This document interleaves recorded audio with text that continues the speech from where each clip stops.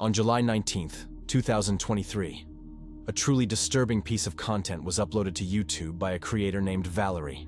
She was on a solo travel trip through Kazakhstan, hitchhiking her way across the country. After getting her final ride of the day, night started to fall. So she went looking for a spot to set up her tent. You're so sweet. And it took me like 1 hour from Turkestan to Arstambab. I wanted to come here because there's a beautiful mausoleum and a mosque, and it's a bit more rural here. It was like dirt road, nothing to see, but yeah, that's Kazakhstan. I love that. So cool. And now I'm looking for a spot to set up my tent, somewhere with a good view. I would love to wake up and see the mausoleum in the morning, so I try to go somewhere on the field to find a spot where it's even. Let's check it out.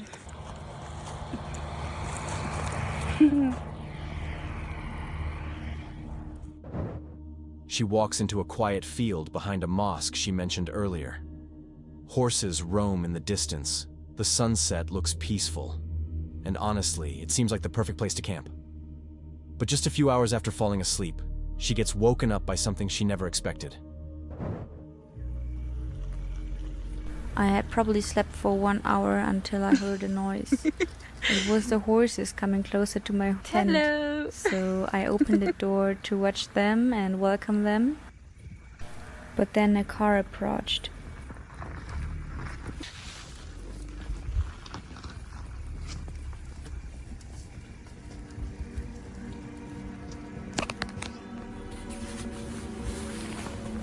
There is someone in the car. I hope he doesn't mind me camping here on his ground.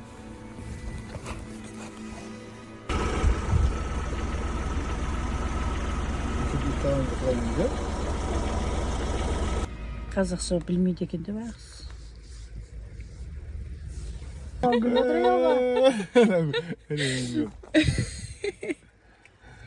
WhatsApp берші, жаңа телефонды. Bye bye. Thank you. Kata rahmat. Thank you. Bye. What was that? It was so weird. Okay, so obviously these people are the owner of the field and the horses. So they came to check on them and they saw my tent, and I was already watching the horses. So I went outside to speak with them and ask them if it's okay that I sleep here on their field. And we Google Translate for maybe like half an hour, and it didn't really work. Maybe they spoke an accent or something. I don't know. Anyways, I couldn't really understand it, but we were passing my phone all the time, and then all of a sudden he switched to photos. I don't know, maybe probably by accident, but he started scrolling through all of my pictures, and he was so interested in seeing where I was. And also he really wanted to know what am I doing here, whether I would not like to sleep in a homestay instead, and like what about my parents, am I married? This is also the question I get every time, like what's my name, and then are you married? Like everyone, eventually I got my phone back. They were so interested and they wanted to have my WhatsApp number. I don't know why. And yeah, eventually they left, and then they returned, and I was like, what's the problem now? I went all the way back after 5 minutes to ask me for my Instagram name and my YouTube. This one. Out of nowhere, the landowners pull up in their car. Valerie is clearly nervous, but fortunately, they seem friendly, laughing, talking, trying to start conversation. But what she didn't know then is that this harmless encounter was only the beginning.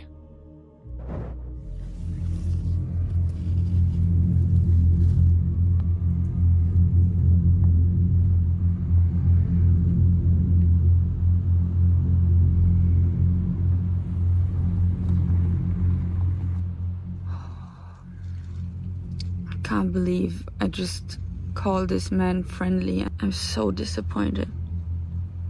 It's 3 a.m. I heard a noise, someone was saying something, opened the door of my tent, and then he was there again, like very close, and he was like making a kissing gesture. I said, what? I was still like, I didn't understand what was going on because I just woke up, and he really tried to go into my tent. I had to stop him and push him away, and he said, what are you doing? No. Like clearly said no. And he wouldn't understand, like he wouldn't want to understand. I was like in such a shock because I didn't get why, like what was happening, and I kept saying no, and he wanted to still like come inside. Eventually he said, yeah, phone to speak, like Google Translate, and I said, no, leave me alone, no, go. And I think I said this for 2 minutes straight until he finally left. But man, I've never had that before. And yeah, now he went back into his car. I don't know, will he return or not? So it's a bit stupid situation right now. And I mean,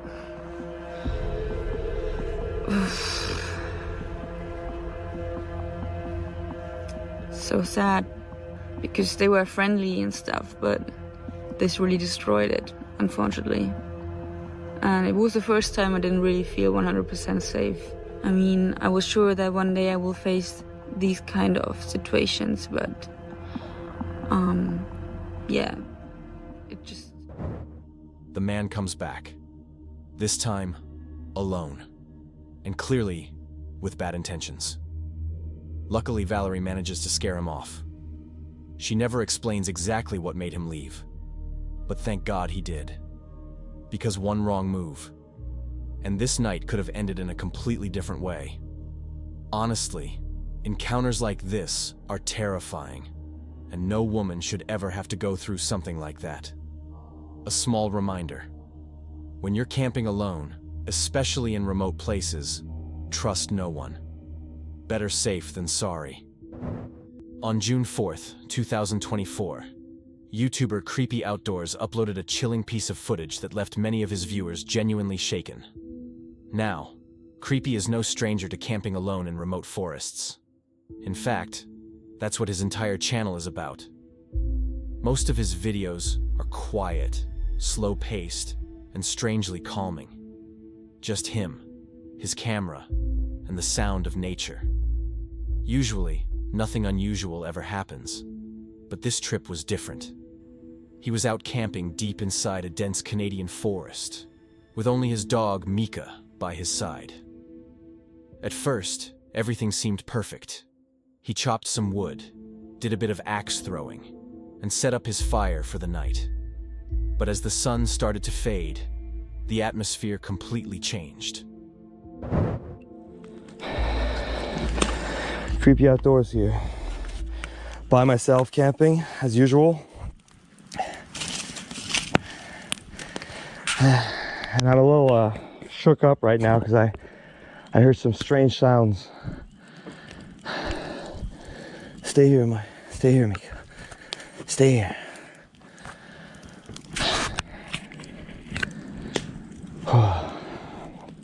It sounded like some sort of growling. I'm not sure.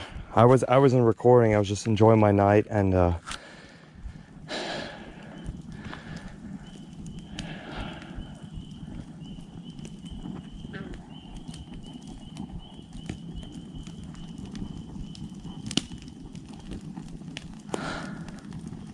hello?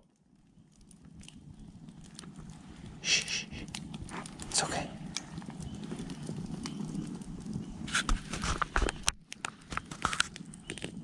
I'm just talking to my dog right now.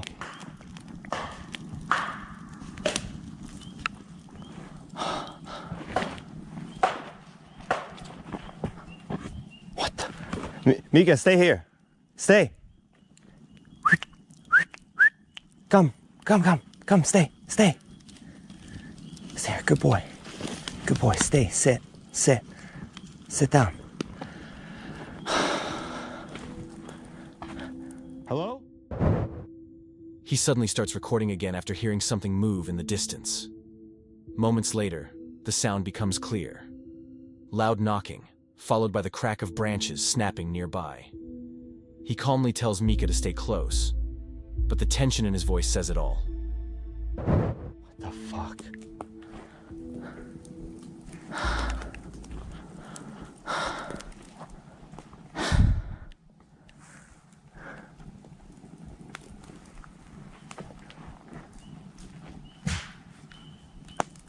What the? Calm down. There's been a lot of dead trees around. Maybe it's Mika. Oh no.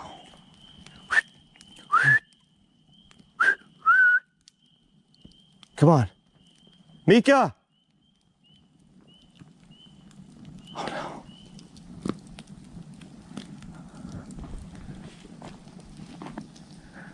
Mika, come back.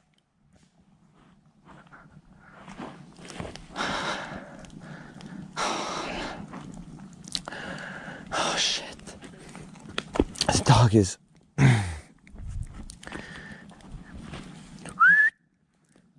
Come here. What are you doing?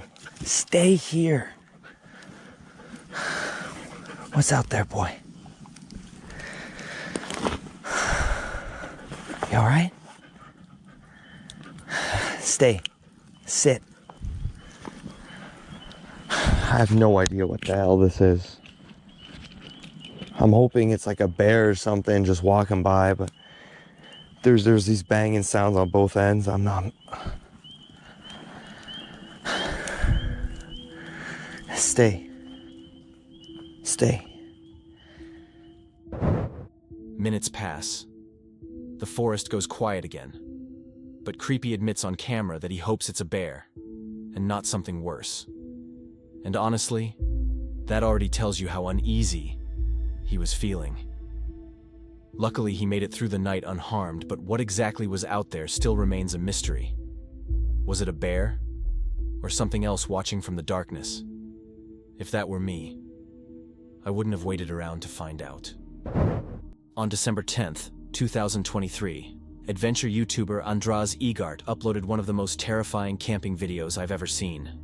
Andras was out on a winter camping trip deep in the Slovenian mountains. The plan was simple: hike up to a remote mountain hut he'd been wanting to visit for a long time and spend the night there. But little did he know that this trip was about to turn into disaster. I'm starting my hike here in the Trinka Valley, and I'm headed to a super nice renovated bivouac up in the mountains. I think it was first built in 1974 and it's been completely renovated in 2013. So it's now one of the nicest here in Slovenia.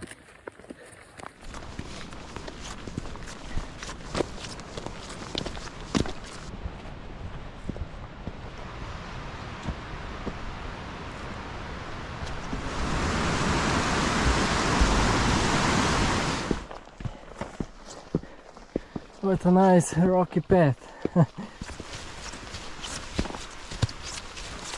I've got around 10 kilometers and 1500 vertical meters to the hut where I'm gonna spend the night.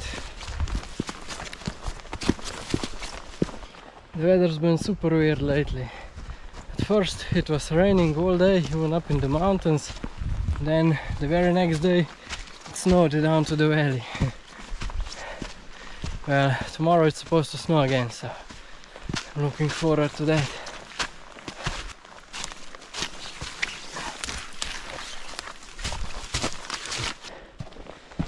Some deer footprint, and I think that's a fox. But I'm not sure about the fox, so let me know if I'm wrong. The amount of snow is quickly increasing as I go higher.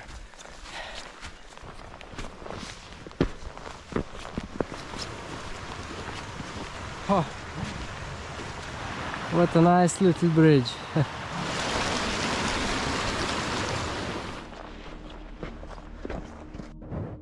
As he pushes higher into the mountains, the snow starts piling up fast.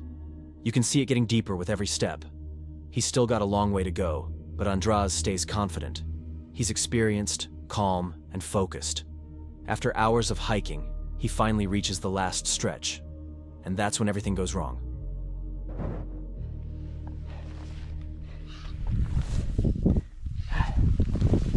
It's time to put on the crampons. It's pretty steep here.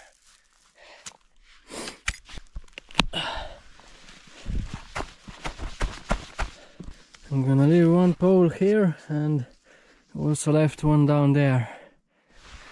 That's gonna help me find the route tomorrow if the storm gets real bad. The snow is real deep here.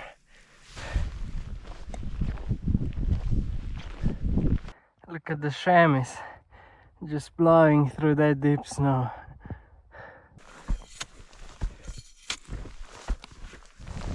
It's always a good idea to remember some landmarks in case the visibility gets real low or your tracks wipe out. This might be the only thing that's gonna help you get off the mountain.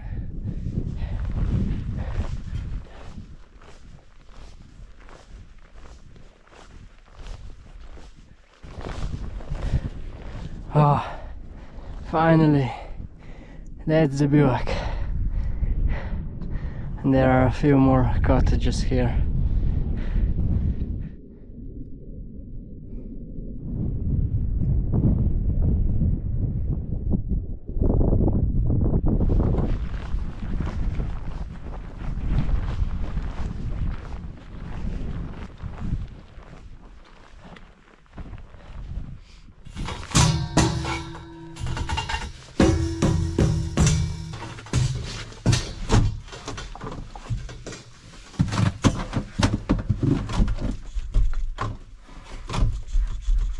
No way it's locked.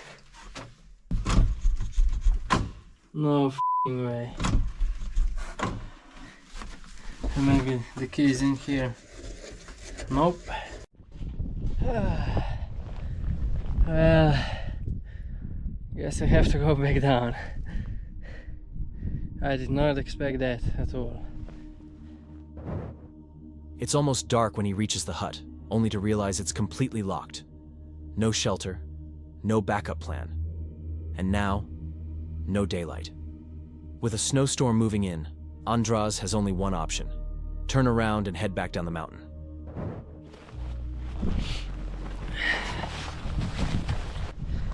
Better get down quickly because it's getting dark fast. And I think it's also starting to snow a bit. Oh.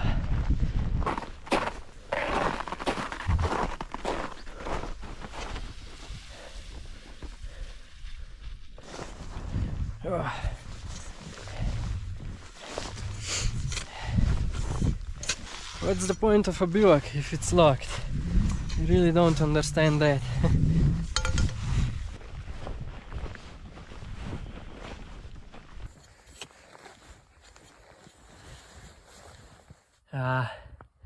Looks like the snowstorm came early.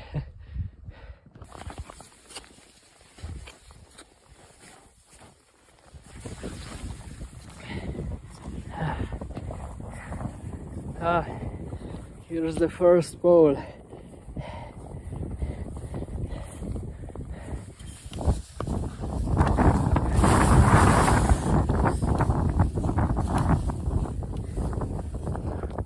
Oh man, look at that. Woo! And here's the second pole.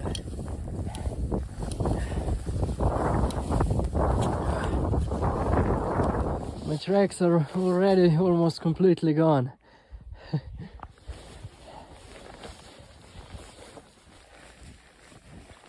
That just shows how quickly can things turn around in the mountains. That's why it's important to always be prepared for anything.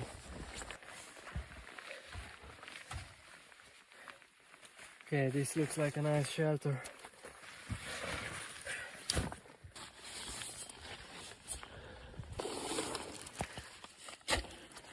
It's been a long day and I'm really hungry, so I'm not going down with an empty belly. I've got gnocchi and some meat sauce.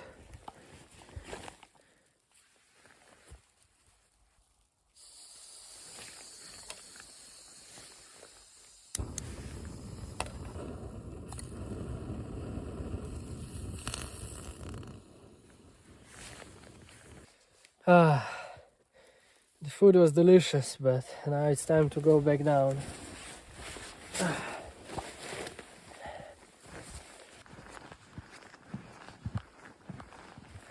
All of my GoPro batteries froze, but my phone is still going strong.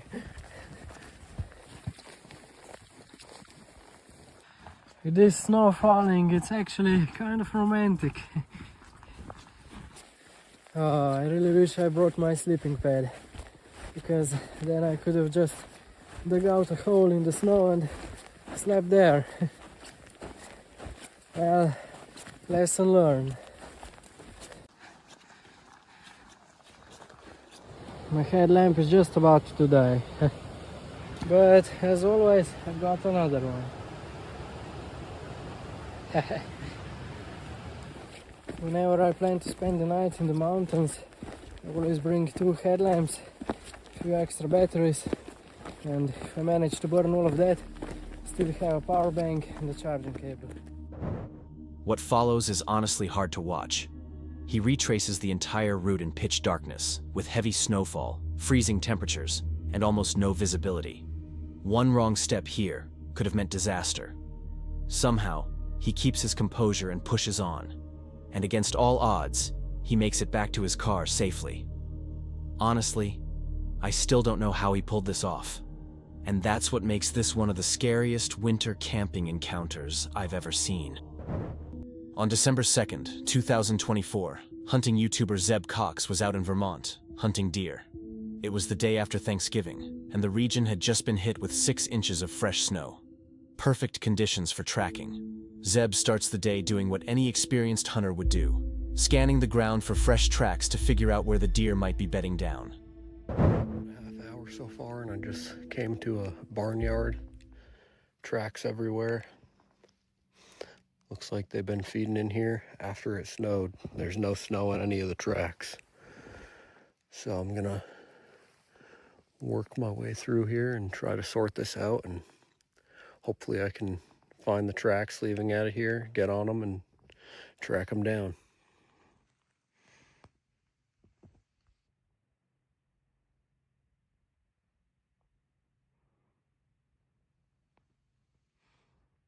Well, I just got it all sorted out, and I actually saw the deer.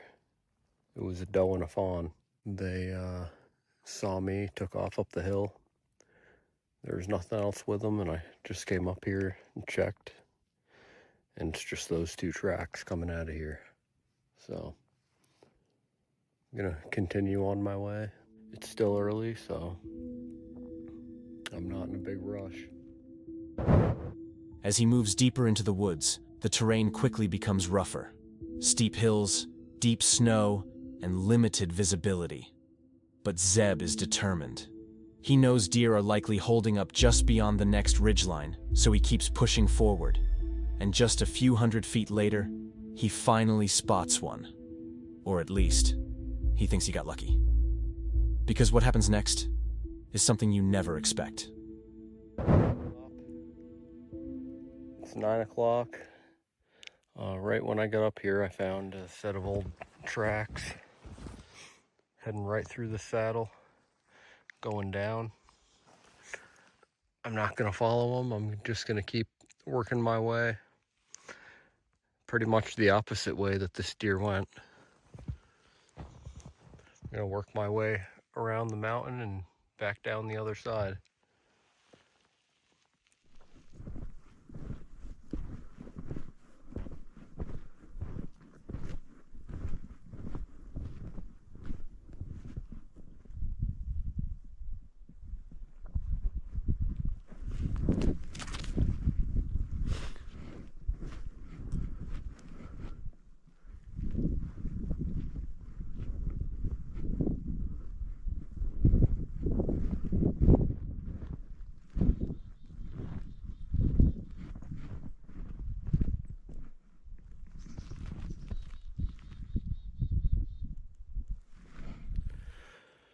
Just working my way back down this mountain. I just came across a smoking fresh track.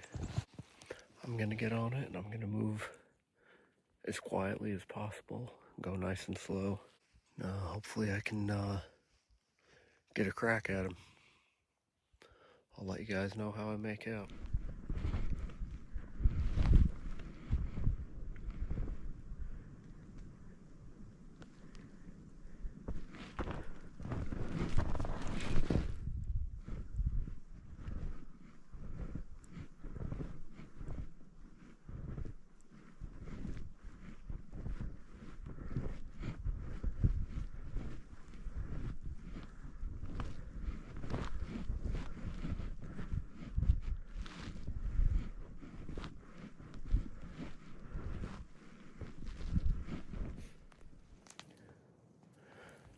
Been following him for probably a half a mile. I just came to a spot where he was feeding. There's a few others. You could see where he was nipping the buds off. These little saplings. Seems like I'm making some good progress, so I'm just gonna keep on moving at the same speed and be nice and quiet. Right now the wind's in my favor, so that's good. And I'm hoping I can catch up to him. We'll see.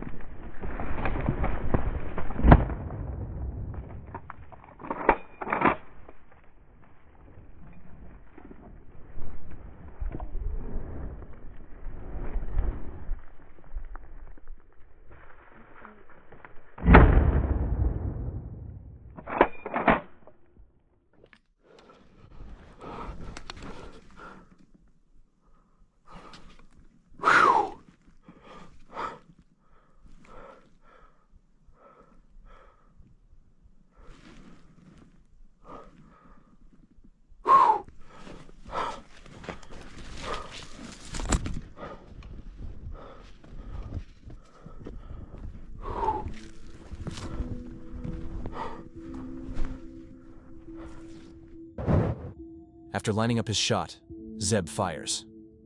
The woods go completely silent for a few seconds, and then suddenly, the deer charges straight at him. Antlers down, missing Zeb by just inches. Zeb fires another round and then stops, taking a deep breath, clearly shaken by what just happened. In the end, he does manage to take the deer. But you can tell by his voice that the reality of the situation has already sunk in. Because if those antlers had connected, even slightly, out there in deep snow, on steep terrain, there's no chance he would have made it out in time. Johnny is a YouTuber who enjoys exploring forests all around the world. But what he experienced in this video still gives me chills. He was out hiking in Aokigahara Forest, a dense forest located at the base of Mount Fuji. If you're unfamiliar with it, Aokigahara has gained a dark reputation over the years as a place where people go to end their lives. As Johnny explores the forest, he starts coming across personal belongings left behind. Shoes, bottles, small items. Nothing unusual for this area. But the atmosphere feels wrong. Quiet in a way that's hard to explain. And unfortunately, this was only the beginning. Yeah, so just popped back on the truck. Did a little bit of a semicircle. Old stuff there. Some fresh tape though, so you never know with this forest, man. It's the only place I've been in the world where, one, at night it terrifies me, and two,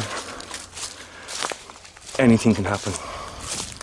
I fully believe in this forest, anything can happen. Day or night. Day's a lot better because you can see. I fully believe this is the most haunted forest in the world. Sorry, I'd take that back. Most haunted place in the world, hands down. I don't think the world's seen anything like this. Yeah. I reckon the devil lives here. You know, if you believe in devils and demons and all that kind of stuff. But I believe something really bad lives in here.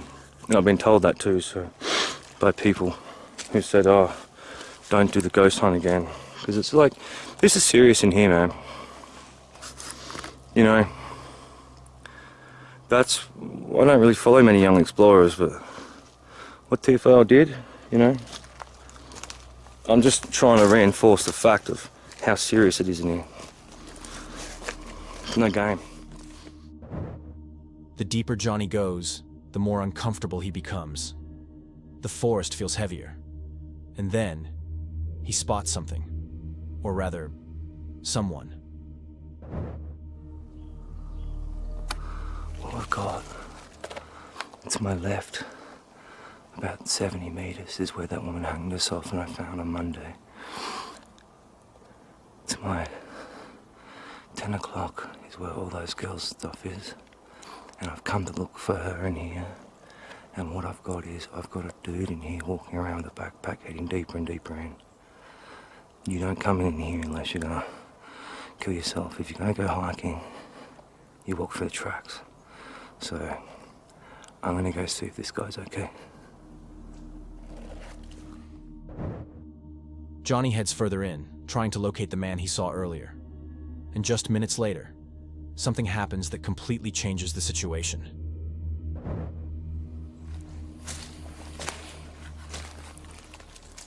Where is he? He must have come through here. Otherwise I would have heard him.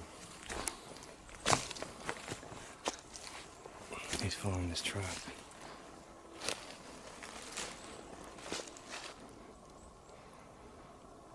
Nothing.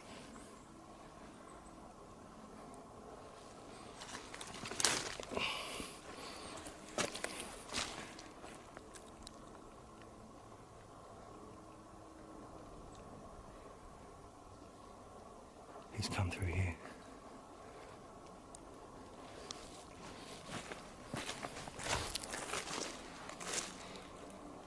G'day mate, how are ya? Konnichiwa. Konnichiwa. Buddy. Buddy.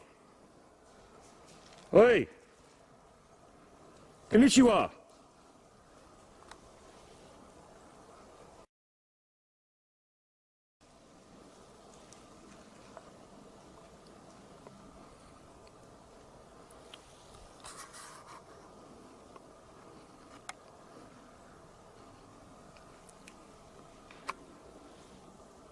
Where are you going?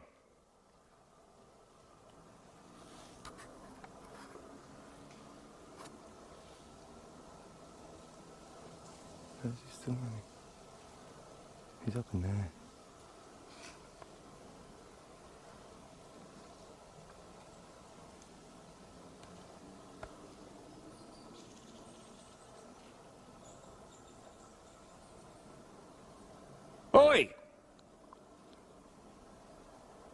I'm gonna come after you.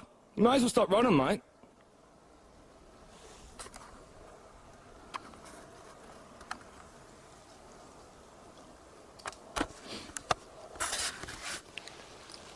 Oh, there you go. That's him. He just took off. Running.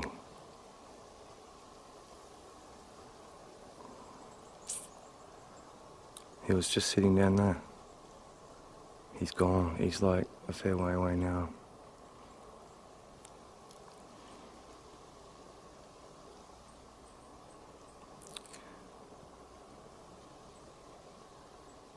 Right there, you've got someone who's going to commit suicide.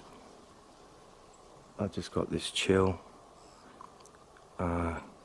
He's another full-grown man running away from another man.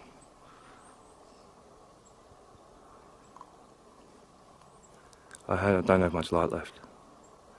I'm gonna have to go in there and see what he's doing. I mean, if he keeps running away, I can catch him and knock him out.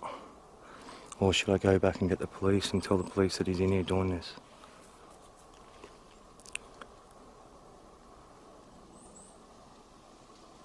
But he legged it. He was tripping over shit. He smashed his legs up all along there. I'm not that much of a scary person. But right there you've got... He's only got a backpack.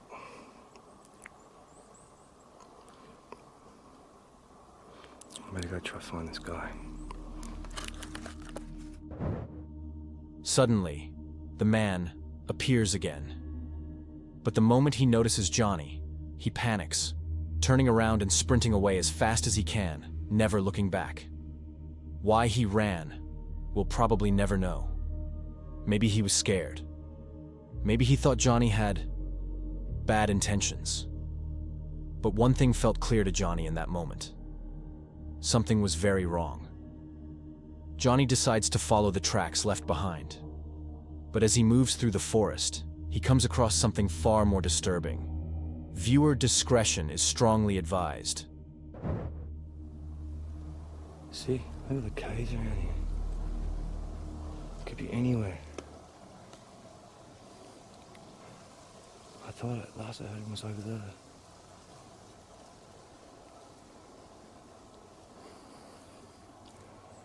I don't want to keep pushing him further in either.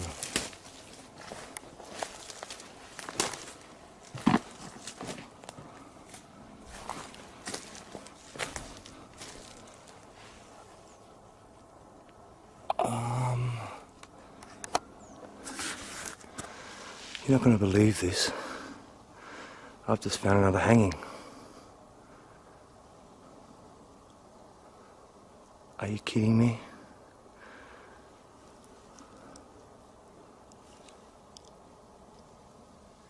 Well, look at the good thing, it's another body I can get home.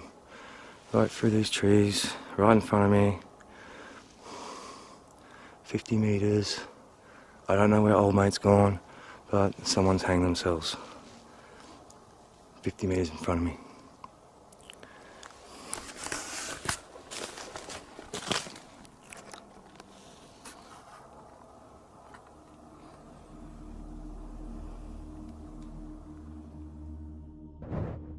Johnny discovers another hanging. Out of respect, I won't show that part of the footage. But the impact of finding something like this is impossible to overstate. Johnny immediately alerts the authorities, both about the body and about the man who ran away earlier. No further information was ever released about that man. And because of that, this video remains one of the most disturbing pieces of content ever uploaded to YouTube. Man Dog Wild is an adventure YouTuber known for camping and heading out into the wilderness together with his loyal dog, Yeti. In this video, he's exploring an area locals refer to as the Skinwalker Mountains, a place already known for strange sightings and unexplained events. But what he stumbles upon here is far darker than any Skinwalker story. And I thought I'd start filming this because it's always kind of interesting. Yeti. Yeti is either one of two things. She's a very simple dog. She's either completely unstable and constant zoomies, or she's very serious. And right now she's slowed down and she'll stop and she'll want me to follow her to take me somewhere or show me something. And at this point, now she's not going to stray too far from me because now she wants to show me something. We've just been out here exploring, as we usually do around this time, you know, a little earlier than this. It's getting a bit dark now. And we've been on one of these abandoned roads that go to nowhere. They've just been left.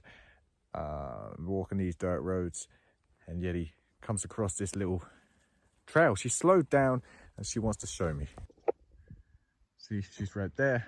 She's not running. She's not got the zoomies as she normally does. She's staying close by. She's scenting something, but she's been on this trail. At this point, no, normally I'd like to be headed home, but yeah, if she wants to show me something, she wants to show me something. Huh, Yeti?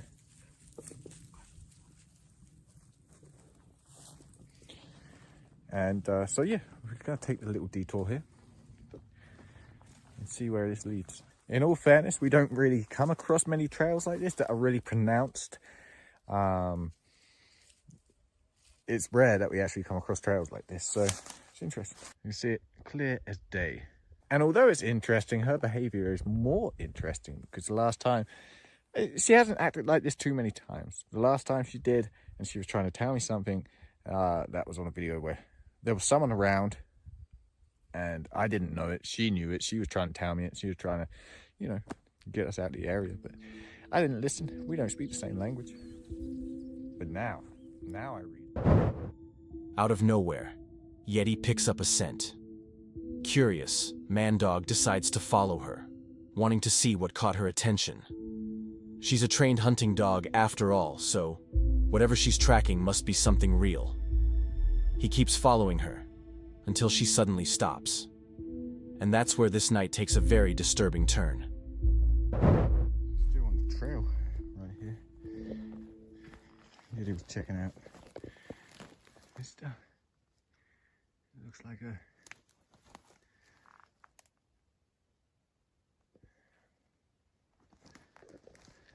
no idea.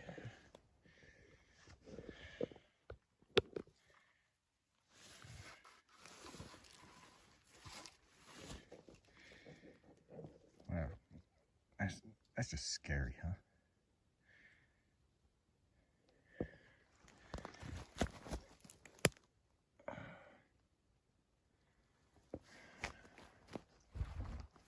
Waiting. We're gonna go home soon, Yetta, huh? Where are we going? Maybe the scariest thing isn't actually the little doll with the creepy smile, but actually the location in which we're in, because we're pretty deep into this plantation right now. And it's gonna take some effort to dump whatever that is. I assume some kind of stroller maybe. He comes across an old, abandoned tent. Right next to it, a doll, completely out of place. It feels wrong, but at first, he tries not to read too much into it.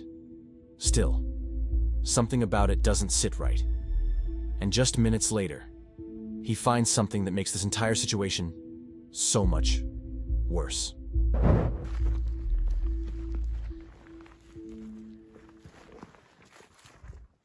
She is just in front. You just can't see her too well at the moment.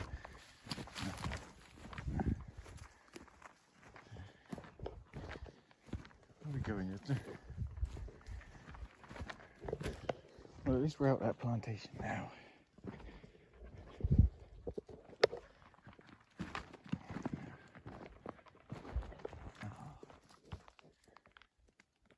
What is that?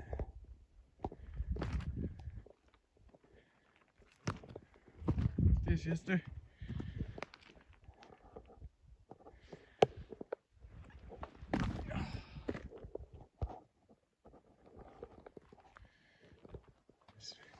Creepy, huh? What is that?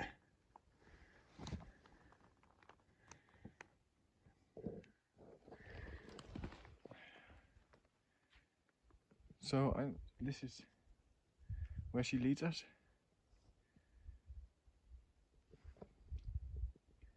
I don't know what. That's super strange, huh? Like burnt into the rock.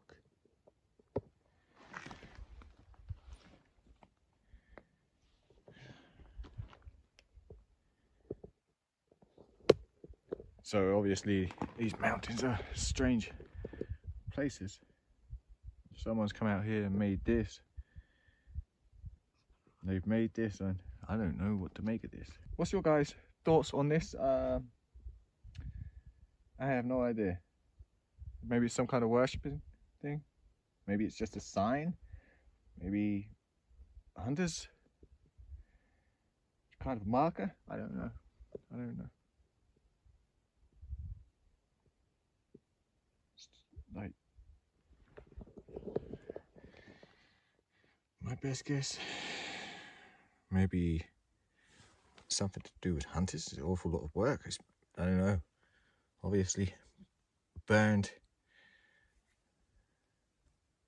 It looks like it's burned anyway. It's one of the strangest things I've ever seen out here.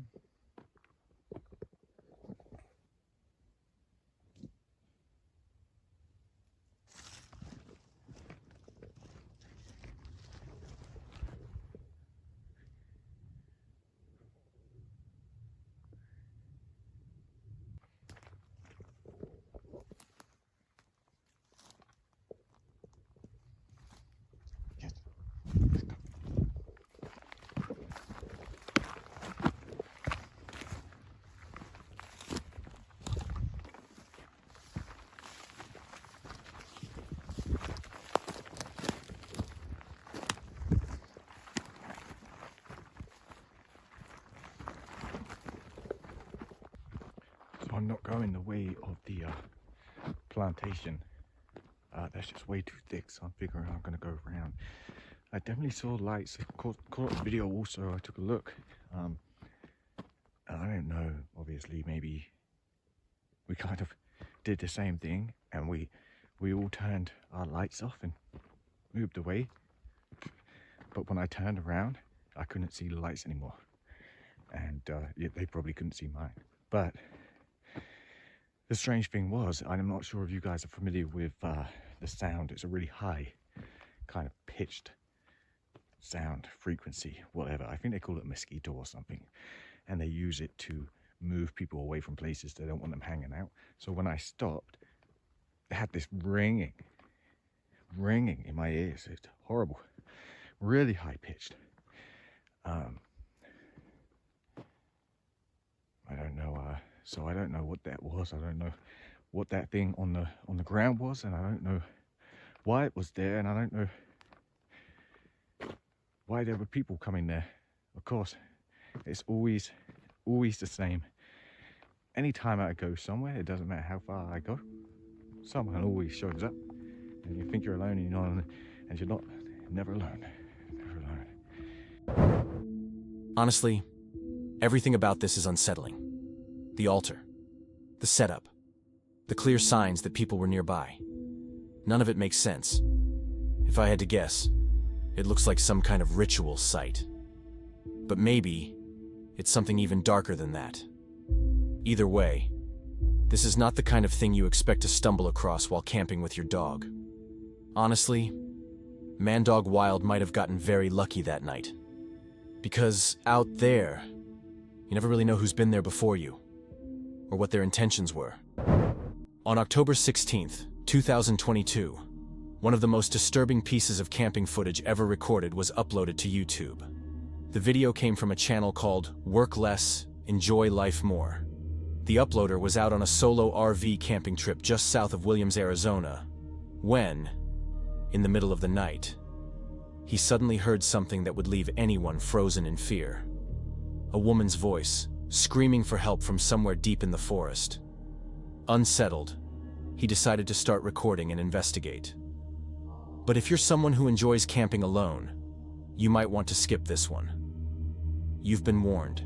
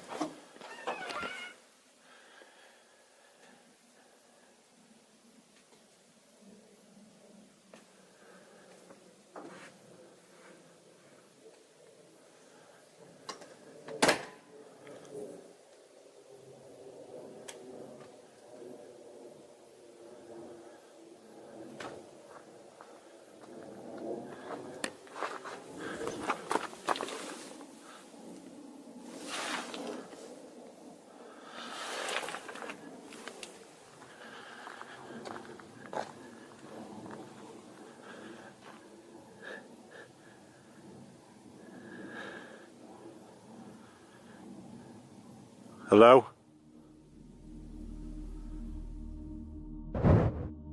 At first, everything seems normal. You can see him shining his flashlight across the trees, scanning the dark woods, calling out to see if anyone responds. You can tell he's nervous, but still trying to stay calm. Then, after hesitating for a moment, he decides to move closer toward the sound. That's when things take a terrifying turn.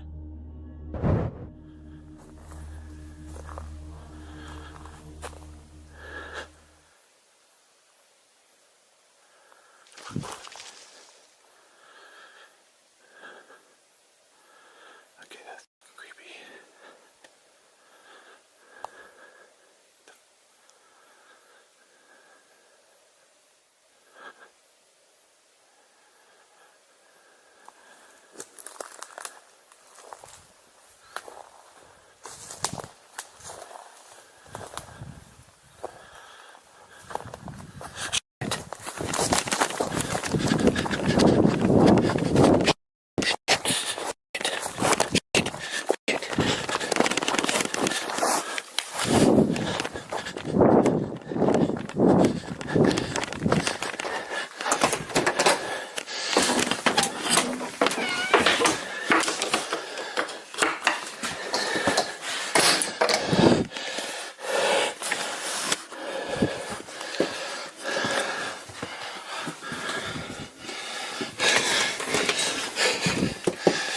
Somebody out there.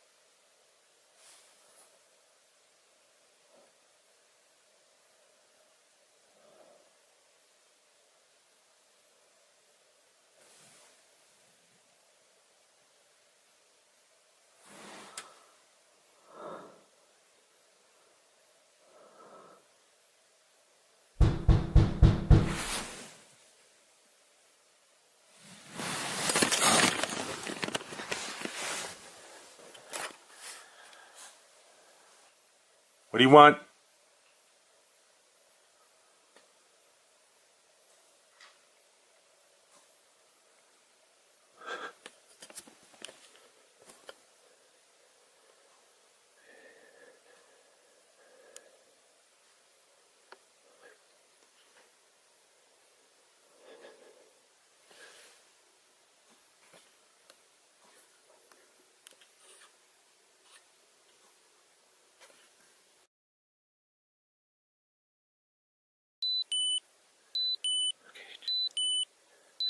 I just heard that. I just heard the bay door open.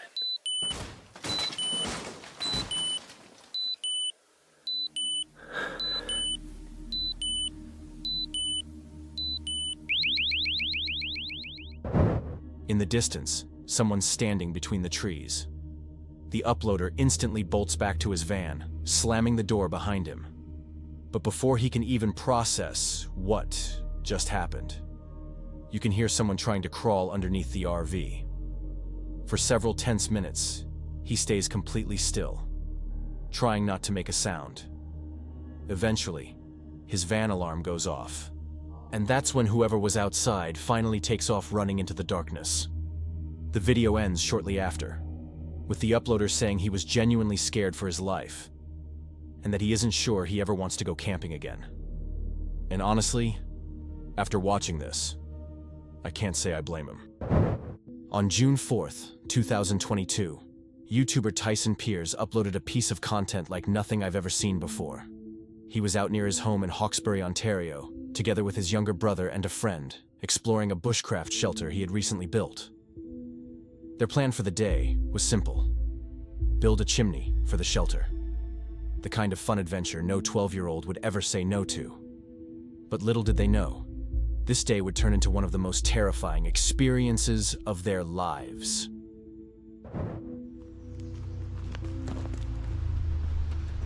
Ragnar Piers is back, and welcome back to another bushcraft episode.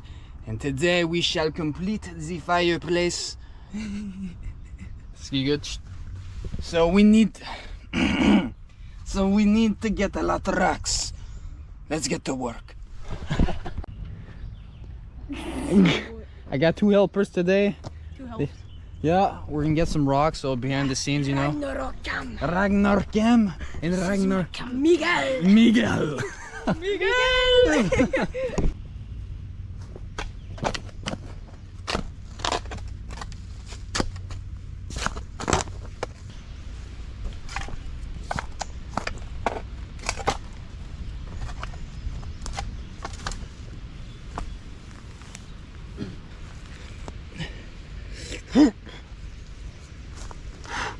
Very heavy.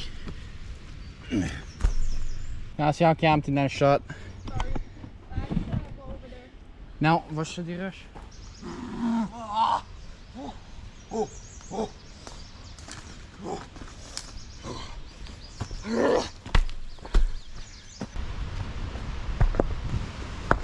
Oh.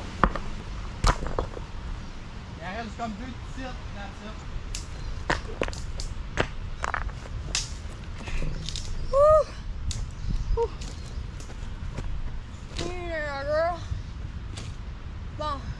Nice. Attention, je vais recorder le poil. Je vois quand même batterie qui me reste. I collected all those rocks. It's not time to build. Environment Canada has issued a severe thunderstorm warning. Mobile coverage area, take cover immediately if threatening. Well, I'm going. Holy. All of a sudden, Tyson gets an alert on his phone. A severe storm warning heading straight for their area. For a few seconds, they hesitate, unsure of what to do, but it was already too late. Oh, je pense qu'il y a une tornade. Non, oui, pardon. On peut pas se sauver, c'est d'être là. Check. Ouais, c'est sauvé. Check. Qu'est-ce qu'on fait? Elle s'en vient, reste en dedans. Non, non, non. En dedans, en dedans. Non, on peut pas, il est trop tard. En dedans. Reste en dessous. Tornado! Tornado! Stay low! Stay low! Stay low! Stay low! Stay! Stay! Stay! Stay low! Is it leaving? No! Stay! Stay! Stay low, buddy! Stay! Stay! Stay!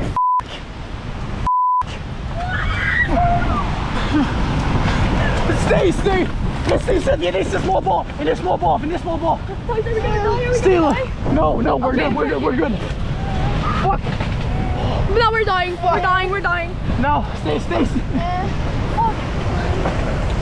Shit, bro! Fuck. Oh my god. Tice. Stay! Stay! Stay, Miguel. Stay! Stay! We're gonna wait until... Holy shit! Tice, please, don't make me.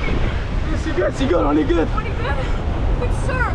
100% sir. Please, God, please, please. God, s'il vous plaît. S'il vous plaît. Oh my god, no. Please, no. Stay low, stay low. No.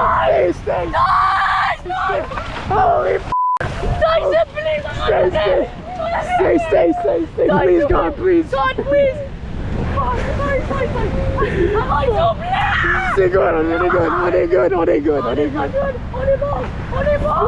On est good. On est correct.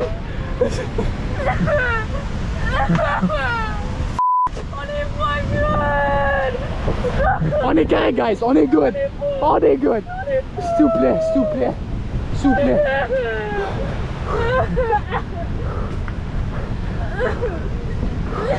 vous plaît, Paul. Please go. J'ai terminé. I wanna die. Non, restez en bas. Restez ici. Non, regardez pas dehors. Regardez pas. No, no. Yo, we never get this weather here. We never get God, that. Please. God, please, God, Jesus. Holy my God, guys, you don't understand. Oh, no, God, please. God, please. Stay here, stay here. Stay. Please. God, please, God. Help you, bro. This is Yes, Abo, man. Toutes les arbicales. No! On reste ici. On est safe avec l'arbre. L'arbre nous a tombé dessus ici. We're good. On est good? We're safe. Qu'est-ce qu'on fait? Oh, je peux aller prendre les clottes. Yo, là, je te comprends, man. Même moi, je suis juste à 2 pouces. Moi, too. I'm holding it in. On reste ici, man. No, I don't want to die. No, we're good. We're good, bro. Wait, it's stopping. It's stopping. No. No, it's not. Ça va passer. Ça peut pas être un autre fois. No, oui, ça peut. Oh, mom's gonna freak the out. What do we do? En plus, Yo. il faisait soleil. Il faisait beau soleil. Ça hit out of nowhere. I don't get it. I don't freaking get it, man. Broken dirt stuff. Yo, I can't see. Let me go. Stay right here. Holy oh my God! Can we run? Holy shit! Can we go? What the? I'm running. Oh shit. Yo! Run. No. Why? Bro, I'm leaving. No, if another tree falls on us, we're screwed, man. Look at the tree. Look at the tree. Oh my God, I'm dead. What the heck just happened? Run. We're good for now. We're good. If it hits again, it's good. I got you, bro. I got you. In less than a minute, everything changed. The sky went dark, the wind exploded, and a tornado hit. After several tense minutes, Tyson finally stepped outside, and the scene was unrecognizable. Trees were ripped straight out of the ground. Some had fallen directly onto their shelter. Honestly, without that structure, they probably wouldn't have made it. Later, it was confirmed that over 10 people had died in that same storm, which reached speeds of more than 190 kilometers per hour. Luckily for Tyson and the boys, they escaped unharmed. But this video remains a chilling reminder of just how fast nature can turn against you. On October 2nd, 2019, one of the most thrilling forest encounter videos I've ever seen was uploaded to YouTube. It was posted by a teenager known as Single Track Rider, who was out mountain biking with his friends on a trail in British Columbia. But what was supposed to be a fun ride through the woods quickly turned into something far more terrifying. Take a look. Yeah, maybe. You coming this way? Yeah, he's walking right there. He's running. Is he? Yep.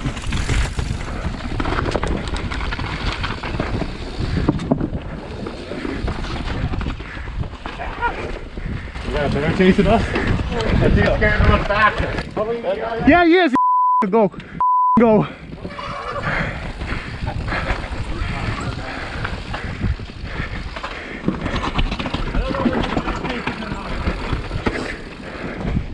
He totally was running down the trail.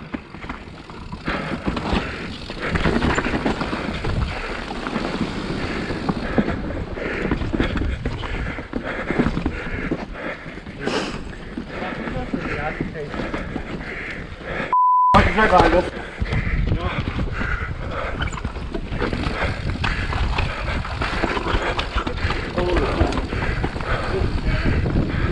So this is our first time riding this trail, TNT on Seymour. It's a black diamond trail. Like I said, we've never been on it. We don't know where the drops are, where the 45 roots are or anything. And we got the pressure of the bear behind us. Don't know exactly how close it is. The trail's kind of technical. I want to take a look, but I didn't want to look back and wipe out and have the bear right on top of me. So just got to look forward and keep on pedaling and try not to fall.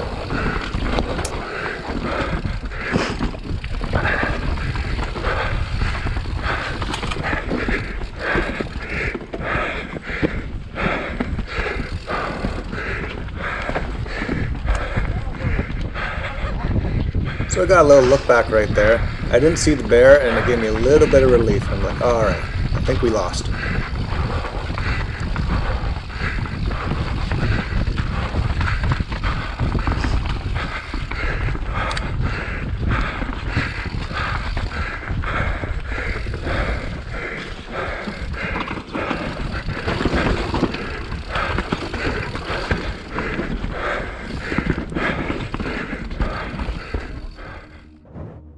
Right before dropping into a black diamond trail, they suddenly spot a black bear behind them.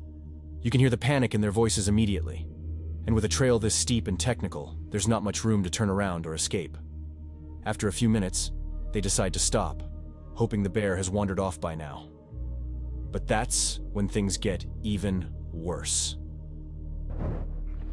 Oh, we all just have to put our bikes up in front of us? Yeah. Gets here. Oh. Okay, go. No. I know we all stand and put our bikes We gotta up. stay together. We can all be big. Get out of here! Get! Keep your back. Hey! Hey! He's followed us for a while. I just want to walk backwards down the trail. I don't want. I see him still. We slowly just. Hey, come. Hey! You out here, bear? He's going up. He's still there. Now he's taking off. Now he's going around. Scary. Now which side of my bow? He's still there. He's just to the left now. Oh, I can't throw. Too fucking tired. Slowly walk. Slowly walk. Stay together. No fun. No. I'm gonna go no. He's right behind.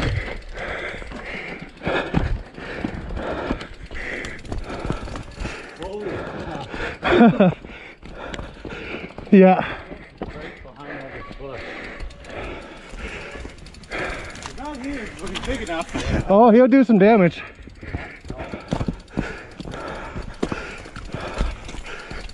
Bear. He chased us. Like, oh, let's do a new trail and run away from a bear. He chased for like a kilometer. Yeah, that was a while. Is he coming yet? Trail bear. Yeah, maybe once this hang out.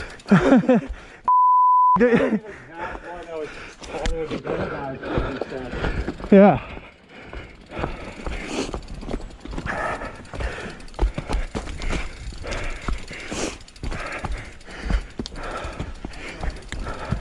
Yeah, I wish they guys just like don't give a fuck. No. Oh, I don't see a big black mass. No. There he is. He's coming. Oh, we're gonna pedal? Are we gonna pedal or no? If you just say stop, stop. He can run faster, we can ride. I know, that's the problem. We need to get to like the main road. Yeah.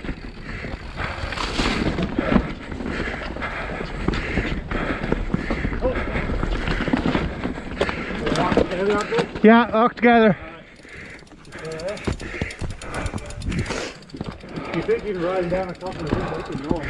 Should we, I have a bar in my backpack, so I just drop it. A ball? Oh, it comes in the eat? Yeah. They might follow, like, eat it in one bite to follow the feeding you. Yeah.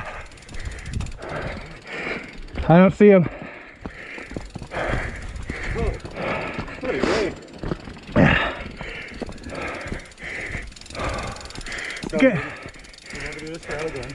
Yeah. It's not TNT, it's the bear trail. Yeah. The bear must be listening to AC/DC on repeat. The bear had followed them down the trail, and judging by how quickly it shows up again, it couldn't have been far behind them at all. It was basically on their heels. Luckily, after riding hard and creating some distance, they managed to get away safely. But honestly, this is one of those encounters where you realize just how thin the line is between a scary story and a tragic one. Because if that bear had decided to charge, this video could have ended very differently. On June 8th, 2025, camping YouTuber Davy's Dash uploaded a disturbing piece of footage to YouTube. Davy was out in southern Ontario, planning a simple solo trip to test out a new camping kit he'd just bought. Nothing extreme, just a quiet night in the woods. But this trip would soon turn into something he'd never forget. A show of one I'm seeing. It's It's a beautiful day. I did get a little bit overheated because I was trying to push myself a little bit, and I ended up throwing up on the side of the trail, which isn't always the best, but at least nobody was around, so I don't even know why I'm telling you this, because it could have gone unknown. But I don't like these temperatures, man. Like 22 is like a hot day in Winnipeg, so I'm down here and this is, yeah, this is a little uncomfortable for me. But I think that's the Lynn River. I'm not sure. It looks beautiful though. So what we'd like to do, like, look at this little spot down here. We'd like to find something like that, I think. But I do have a spot in mind, but yeah, just so much tree cover. I do have the drone on me so that I can scope out where I am and what's around me for this kind of stealth camp. At first, everything seems normal. Davey hikes about 3 miles, searching for the perfect place to set up camp. Eventually, he finds a spot that feels right. Or at least, it does at the time. This is me for the night. And yeah, sun's going down. I've just been sitting here just listening to the trickle of the water, listening to the wildlife. Nobody's been up and down the trail for 2 hours now, which is beautiful. I'm glad to see that people are out and, you know, enjoying nature and doing all that stuff. But when it comes to this kind of camping, it's nice when they all just stay home, go home. Tonight, I think, woohoo, I guess the Oilers are playing. So Winnipeg won shutout, 4-0 shutout yesterday. Yeah, fuck you. Fuck you. Oilers tonight. So come on, man. I mean, Toronto Oilers, Toronto, Edmonton, and Winnipeg. One of us has to take the cup this year. We have to do it. So obviously, I'm a Winnipeg fan. Obviously, I'm a Winnipeg fan. I'm fucking from Winnipeg. So, oh, hello. Anyways, yeah, Oilers are playing tonight. I'll be excited to get home in the morning and find out what that score was. But other than that, man, I'm fed up. I've got one beer on the go here that I've been sipping for like the last 2 hours. I'm not into it tonight, man. It's not a drinking kind of night. It's just get out, enjoy yourself, enjoy nature, enjoy the sounds, the smells. And yeah, so that's all I have for today, man. It's a little bit of a boring video. Again, I'm out testing some gear right now. It's just me, nature, and the sun going down. It's time for bed. I will see you all for coffee in the morning. As the sun starts to go down, he settles in, drinks his last beer, and enjoys the calm of being completely alone in nature. Or so he thinks. Because just over an hour after falling asleep, he's suddenly jolted awake. Take a look. Is it? So start showing some fucking respect if you want respect.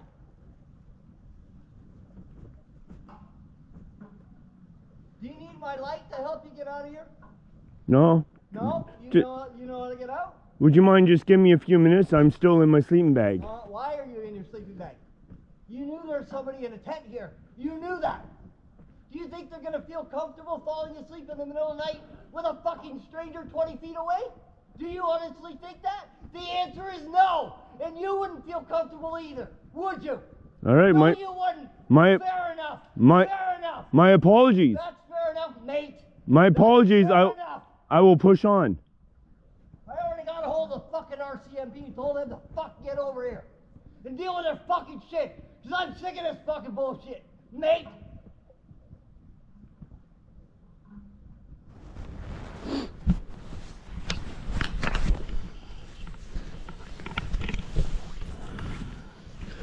No, that's the homeless guy.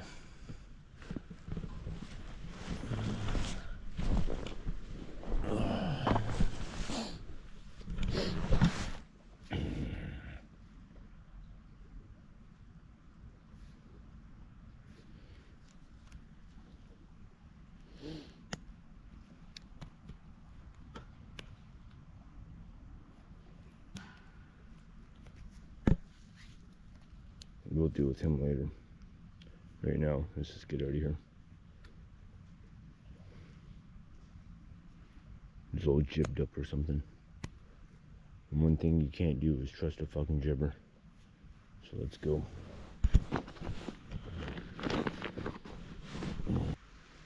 Alright, well, that's where I was sleeping. Until the homeless man with 2 fucking goddamn fucking steel pipes come fucking walking into my camp about 10 feet away from me while I was sound asleep.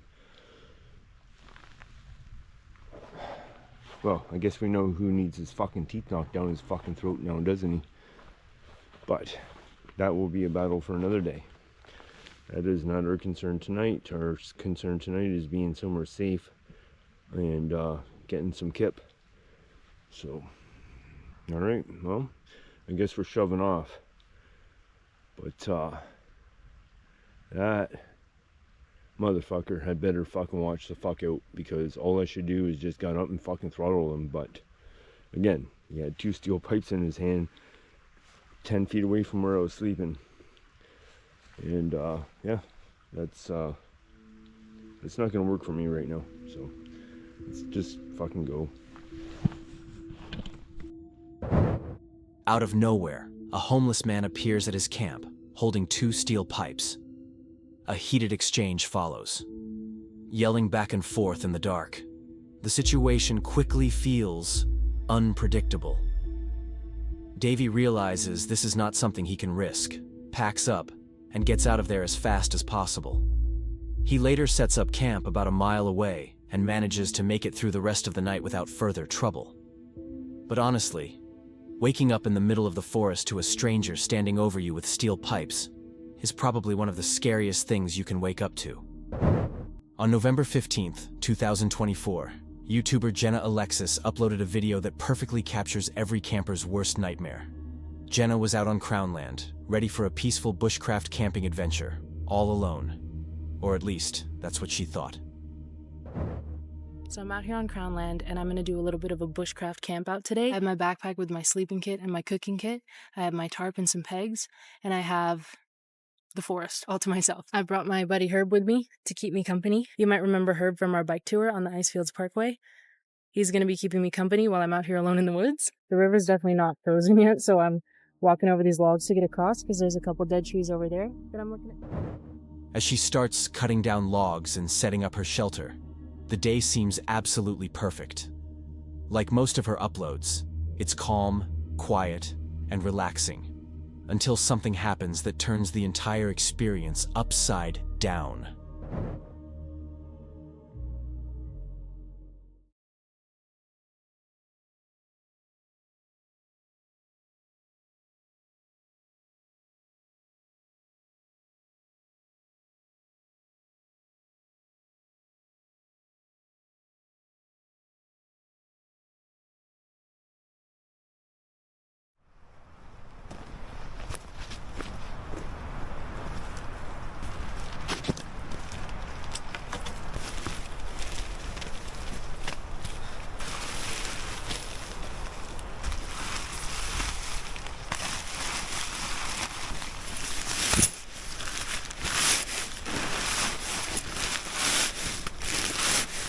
I'm not even taking the time to pack up nicely because I just want to get out of here.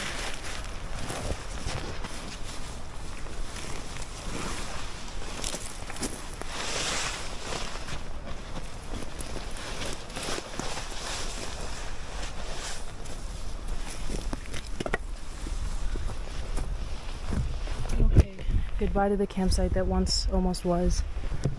I don't think I left anything.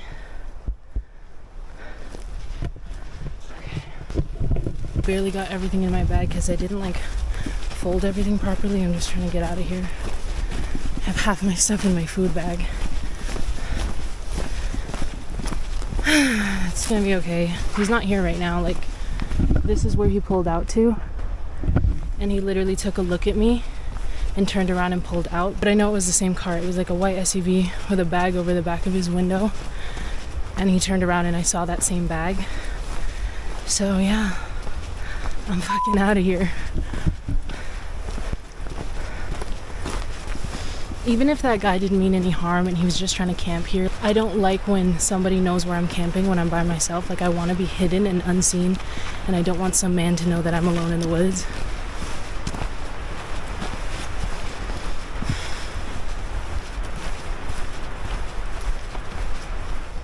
I'm coming back to my van.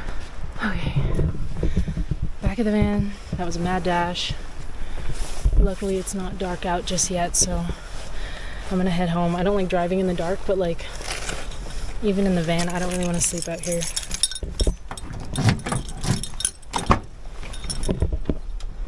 Explain what just happened there. This morning I got here pretty early, and I pulled out to the spot that I thought was going to be my spot for the night, and I was getting my backpack, getting ready to leave the car, when this white SUV pulled up, and this guy walked out, and he walked up to my campsite, or where my car was parked, and he was like, hey, me and my girlfriend were here this morning, and I left something, I'm just going to go look for it. And I was like, yeah, sure, whatever. But I wanted to wait inside the van until he got back out of the woods and left, so that I knew he wasn't like still out there, and that he wouldn't know where I was going to hike to. So I was waiting in the car for like a while, and it started to get suspicious that he was like out in the woods for that long. And so I walked up to his car, first of all to get the license plate, but also to see if his girlfriend was actually in there. But the windows were like heavily tinted to the point that I couldn't even see in. But I walked like up and around the car, so I would assume if the girlfriend was in there, she would have like saw me and been like, hey, what's up? You know what I mean? So I walked around the car, I couldn't see if there was someone inside. I got the license plate and I went back to my car, and I just got a bad feeling from that. So I drove my van up to another campsite.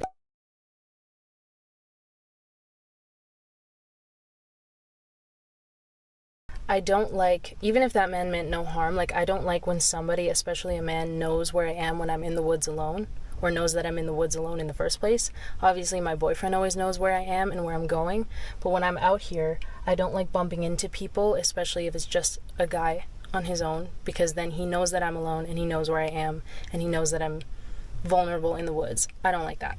So I was already on edge all day debating if I even wanted to camp out, but I basically, like I said, I drove my van all the way to a new spot. I hid it in the trees and I hiked like away from my van, so I wasn't even on the same trail as I was like parked near. And then the rest of the day went fine. The sky was beautiful, the weather was great. I was having a great time out there, got a lot done.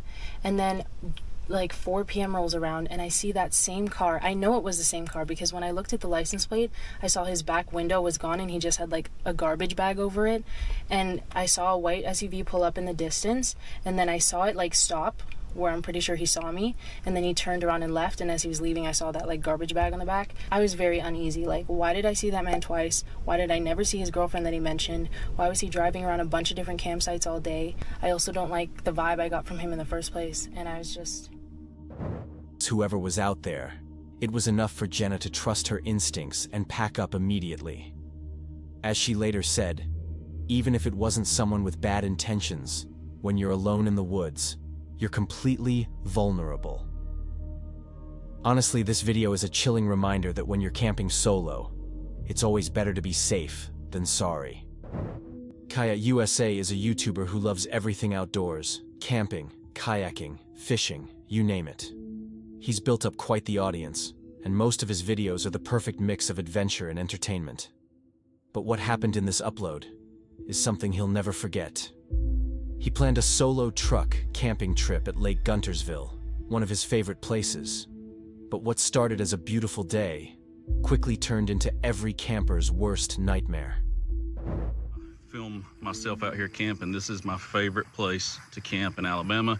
And if y'all remember the last video when I got the hook in my hand, that grass patch over there is where it happened. They always blow up topwater there early in the morning and right before dark. We're gonna be over there fishing again today, hopefully catching another big one. Last time we camped way out past where you see that camper way out there on the other side of that. But all of these spots are really nice. We're pretty close to the bathhouse this time, but here's our setup.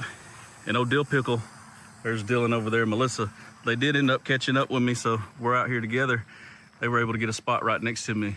Getting here early like this, you can kind of pick the spots you want. But the truck popped up pretty quick. I got the Benny Hike tent on top with the Benny Hike awning. I think that's the 9-foot awning. This sticks way out. The sun is shining, spirits are high, and even a few friends show up and join him on the lake. They spend hours fishing, laughing, and documenting every catch. But just a few hours before nightfall, the weather shifts. And it shifts fast. Holy cow, y'all. So, I don't know how much I just filmed out in the water. Me and Dylan were both just waiting and fishing. And look what just rolled up on us. Look at this.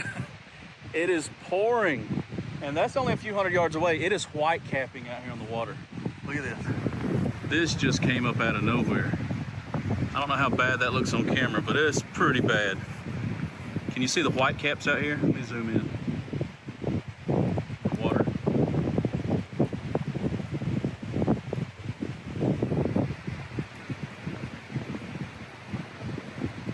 We're kind of hoping it goes around us. I did go ahead and roll the awning up. I left the tent up because I've got my stuff in it, and in order for me to close that tent, I have to take all of my stuff out, and I don't really know if I have time. I don't want to be caught in the middle of it because it's legit. It's raining right here. Look at that. It's like a black wall. It's raining on the other side of the water from us, and it's blowing directly in our face. We've had something pop up on us right here, and it is bad, y'all. I don't know if you can tell, but we're inside of this gazebo holding it down, and it's picking me up. Holy shit. This is nuts. Bro, I hope we ain't got no tornado popped up on us. Oh, shoot. Oh my God.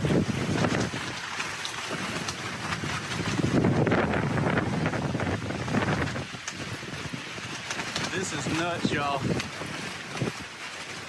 I hope that pole holds up, because that's what's holding my kayak. You tied it up. Did you do good? Oh my goodness, y'all, look at this. You can't see the other side of the lake at all.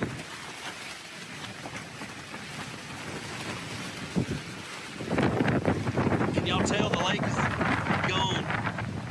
I really hope this ain't a tornado, because we should probably be in the truck. Oh, here's the rain. We're just holding this gazebo down, guys. Is the tent good?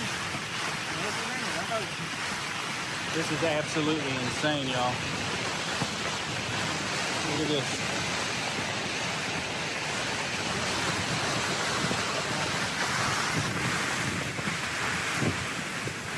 Oh, stuff falling out of the tree. Oh, there goes the drill. Ow, oh.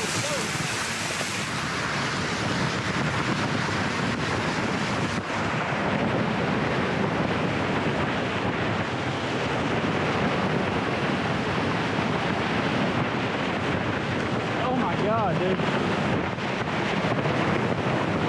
We might need to get under the vehicle. Dude, I've never been in something like this. This is horrible, man. I haven't either. We probably need to be under our truck. There ain't no doubt. If this tree comes down, it's gonna hit us. Oh my God. I think we're in a tornado, y'all. Hey, that tree just went down. That tree just went down beside us.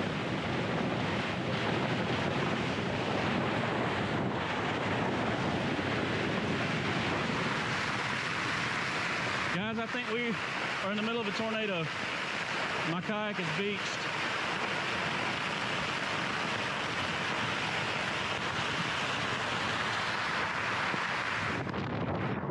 The tree came down behind us.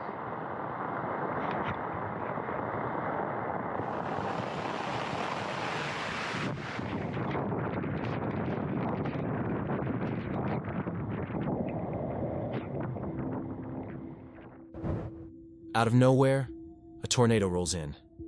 Wind ripping through the trees. Debris flying. Kayak USA is suddenly holding on for dear life. And then things get even scarier. It took this tree down where I was going to park. Look at this. It completely uprooted. I was really worried about these that were up under here. My kayak is completely underwater. Thank goodness I didn't have my MK300 on.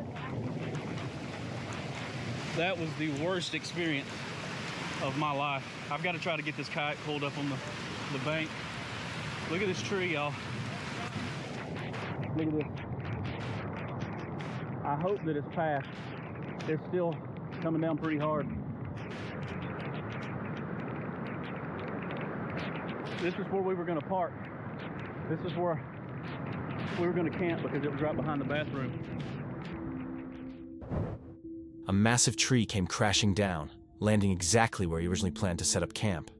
If he hadn't moved to join his friends, he could have been crushed. Luckily, the tornado passed, and they all made it through the night safely. But honestly, this is a chilling reminder that sometimes one small decision can be the difference between a fun weekend trip and tragedy. Sort of Interesting is a UK-based camping YouTuber who's all about simple outdoor living. Quiet camps, minimal gear, and peaceful nights under the stars. But in this particular upload, his first ever solo wild camp didn't go exactly as planned. At first, Dan does what he always does, showing off his setup and explaining his gear as he hikes into the forest. It was meant to be a calm, cold, and rainy night, but as it turns out, the weather wasn't the only thing he'd have to worry about. So I've been walking for about an hour at this point, and it really is amazing the difference that the backpack has made. And also the fact I'm using much dimmer lights is starting to make me think I'm sure I can hear stuff and see little flashes and that. I'm sure I can't, but I can't be sure in here where I need to be. So yeah, quick backpack rest, and then we're gonna get, in fact I might get the stove out now, find a spot on the way ahead. At this point I thought I would see if I could find a nice big flat stone or somewhere safe that I could set up my stove and make myself some pasta, pesto and cheese, and also lose a bit of weight from my backpack while doing so. And so I thought, yeah, put the torch onto full beam and get some visually interesting spooky woodland footage. And well, did I get some spooky footage. As he ventures deeper into the woods, the atmosphere starts to shift. The trees grow denser, the wind picks up, and even Dan starts to joke about how spooky the forest feels at night. But what he captures next is no joke at all. Dim lights only now. I was just shining the torch around on full beam, showing like the woods to the camera. Some car somewhere on a road up there stopped, and I swear a torch shone into the trees, obviously from well above my head, but it's just spooked me a bit. Oh man, my heart is going. I swear the car that I just mentioned pulled up and somebody has got out. I don't know if it's just coincidence. I'm trying to tell myself that, but I am really, oh my goodness me. I know. This isn't fun, this. I am so stupid. I am the stupidest person I don't know if you can see that they are literally scanning up and down. They are literally... Can you see this on the ground? They're literally looking straight at me. I know.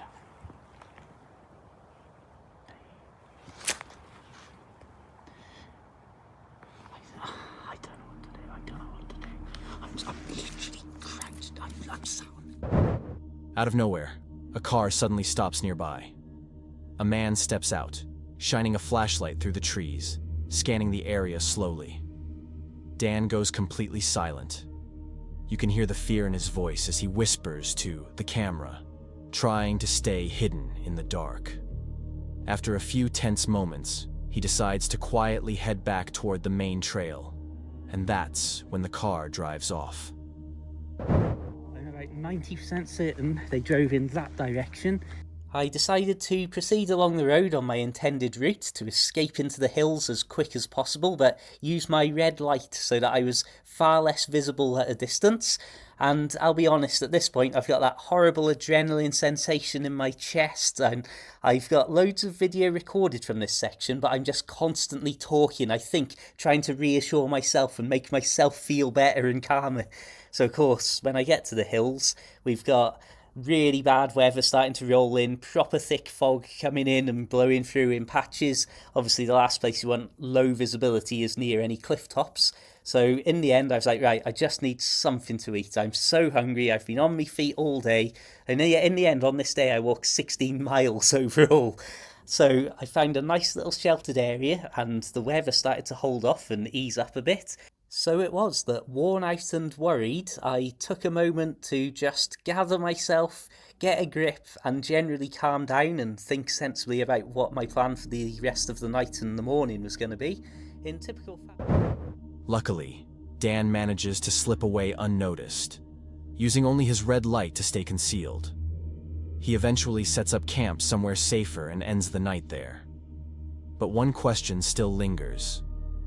Who was that man in the car, and what was he doing out there, deep in the forest, in the middle of the night? On April 12th, 2020, YouTuber The Outdoor Experience uploaded a piece of content that I still can't quite explain. They were out in Sugar Creek State Forest, scouting a new location for a future camp. He'd recently bought a new tent and an all-terrain wagon, so this trip was mostly about testing out new gear and finding a good spot. But what happened that night was something he definitely wasn't expecting. Here at Sugar Creek, got a new camping location that we're going to. There's Jeremiah over there. And got a all-terrain wagon here that we're pulling a bunch of stuff on. And then our backpacks. So hopefully this thing works out. Got a big downhill. Go down and then it's all flat from there.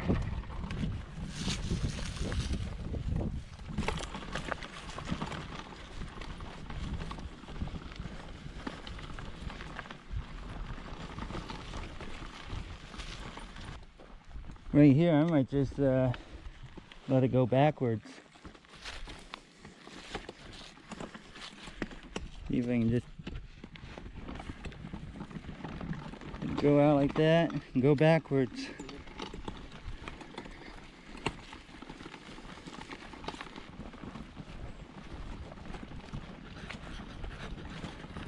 So we're out here at the field. Didn't take too long to get out here, maybe about 10 minutes. Got all the stuff there, and I think we're going to set up right around this area. It's pretty flat here, and it looks out over the field. Nice view. Sit here and fly my drone. After a short hike, they decide to settle on a clear stretch of land. The tent goes up, the gear is set, and they even fly a drone to capture some aerial shots of the area. Everything feels calm, normal. But once night falls, the entire vibe shifts.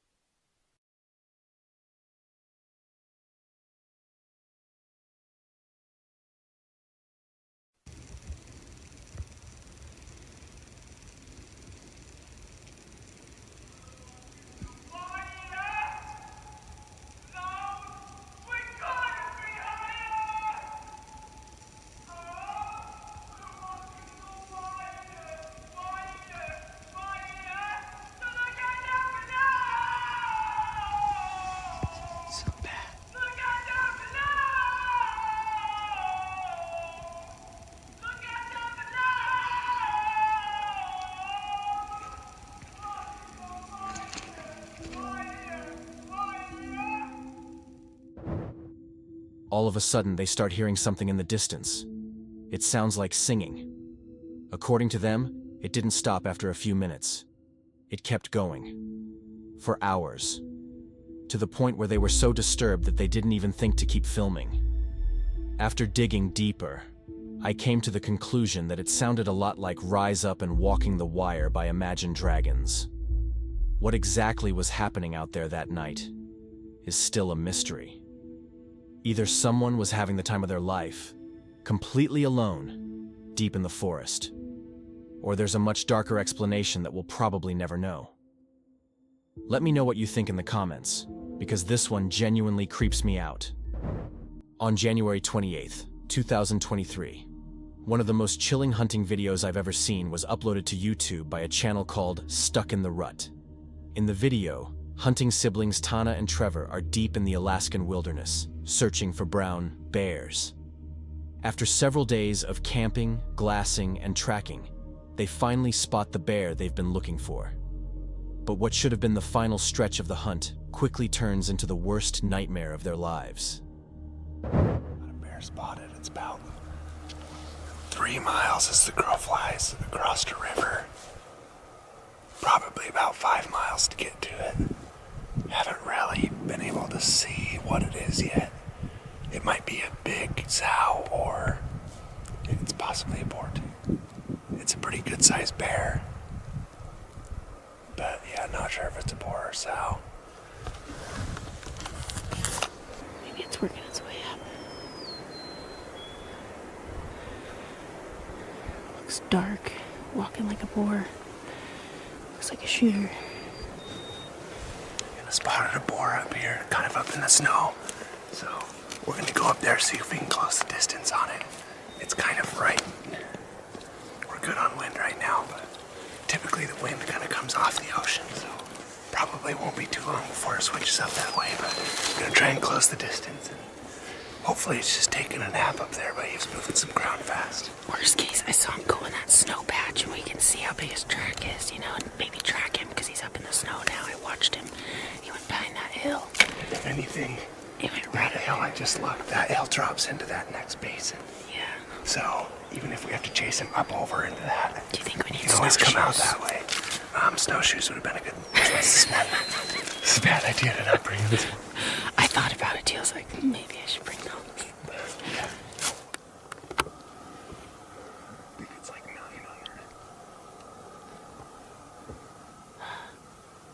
Do you want to try? I can't get a close enough read on him for it to even be close to being able to hit. Get some good video of him.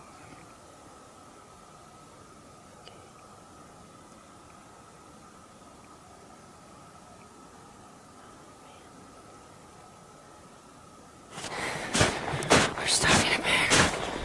He's coming over this other side. We're aim to ambush him.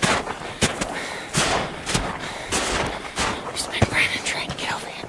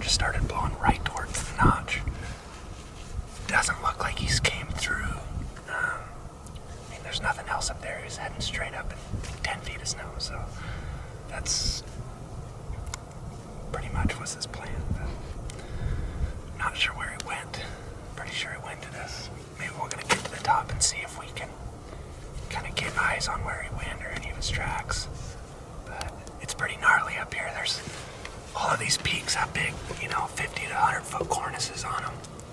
So it's a little bit freaky. You don't want to be hanging up on a cornice. After spending the entire day tracking the animal, they slowly start closing the distance, trying to line up a clean shot. And that's easier said than done. Between the range, the terrain, the weather, and the bear constantly climbing higher up the mountain, every step forward becomes more dangerous. Still, both Tana and Trevor push on, and that's when everything goes wrong. Bear moved a good mile probably further up Death Mountain, so we're about to see if we can make it up there. There's another sow too, just kind of rounded the ridge top. It's a really big sow, but Tana said no sows allowed, so to the top we go. So we're about halfway up this mountain now. It's a steep one. Tana is one crazy woman, let me tell you. Don't know how she talked me into this.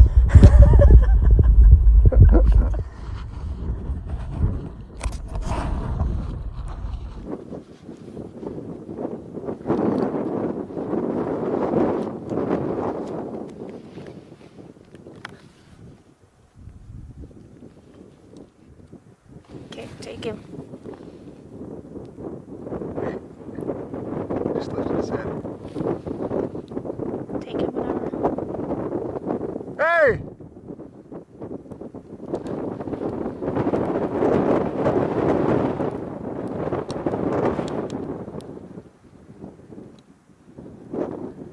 Hey!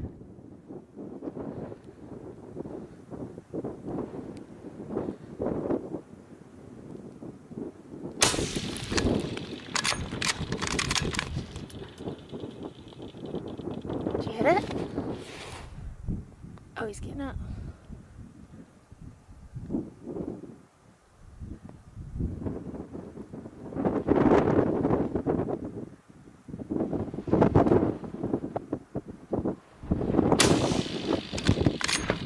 Here we go.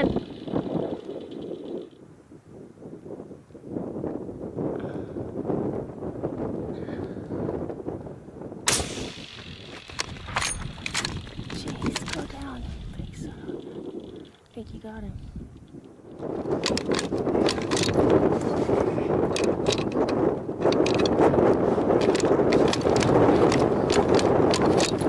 Jammed? Come on, let me have range.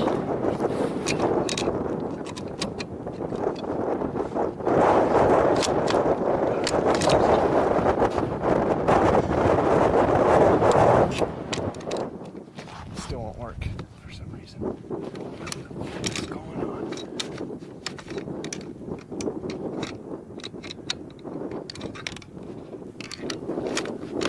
After just a couple shots, the gun jammed. Trevor kept working the action and just couldn't get it to close. This video shows the bear just slowly moving closer and closer to Tana and Trevor as they're trying to fix the gun. Trevor assumes that something's frozen in there, so what he is doing here is trying to warm it up through blowing on it, hoping that he can get the bolt closed. Please die.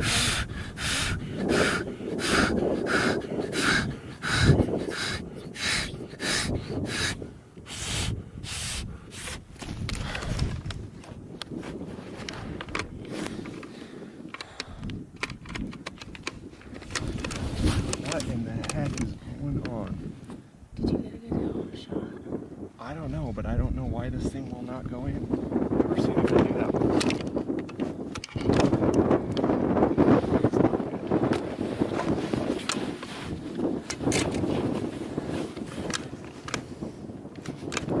Gosh, dang it.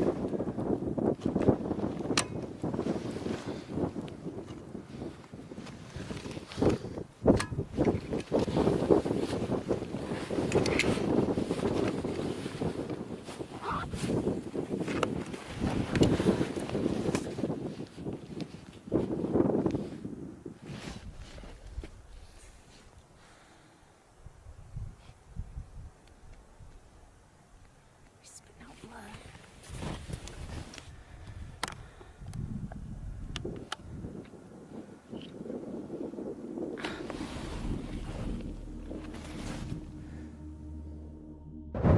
Trevor fires.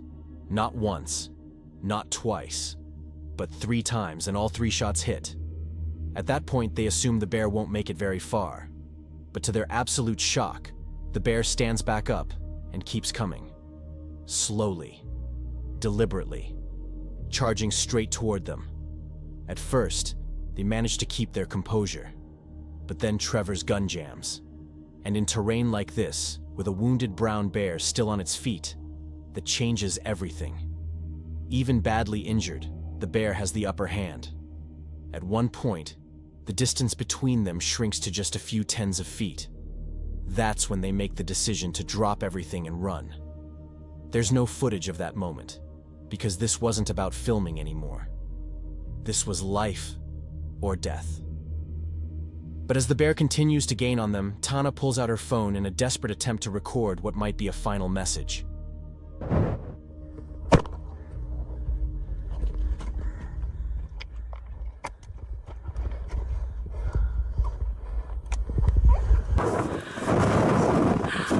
So, we just had this bear up there. It was bedded.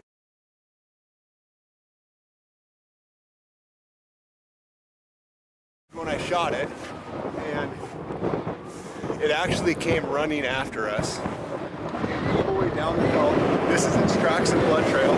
We have ended up all of our stuff.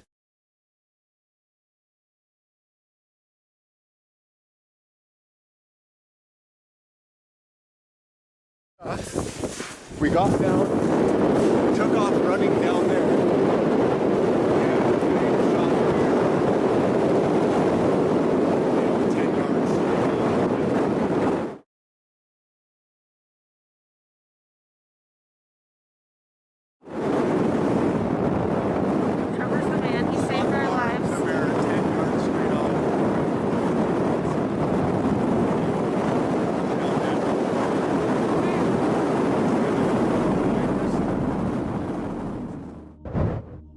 With only a few feet left between them and the bear, Trevor finally manages to fire one last shot.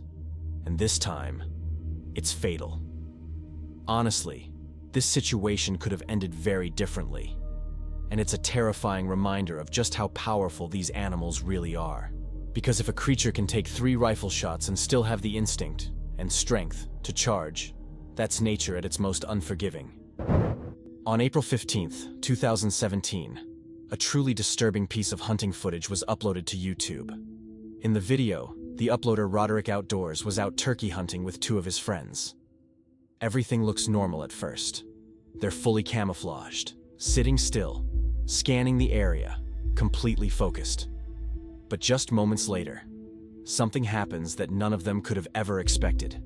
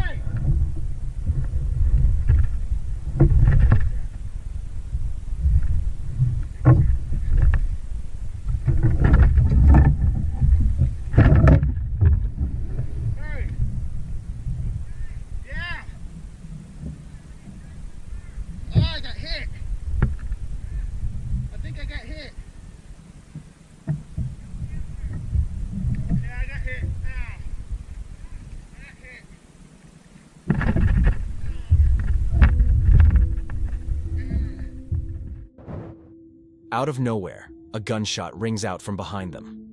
One of his friends is nearly hit. They all jump up instantly, clearly terrified, trying to figure out where the shot came from. Luckily, no one was injured, but that bullet passed way too close for comfort. If it had connected, there's a real chance he wouldn't have made it out there. Honestly, this clip is a chilling reminder that during activities like this, danger isn't always obvious. Sometimes it's already there, hiding just out of sight, and this could have ended so much worse. On July 15th, 2023, a man from Oregon came across a haunting situation while hiking a trail near his hometown. He was nearing the end of his hike when suddenly, he heard a woman screaming for help, and without thinking twice, he rushed toward the sound. What he found next, he could barely believe.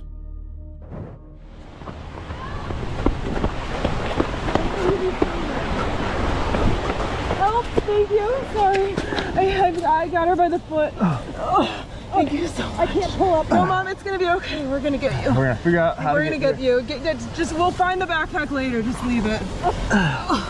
I'm gonna get better. We're getting I think up. if I Just try can to use your hands. get- Thank you so much.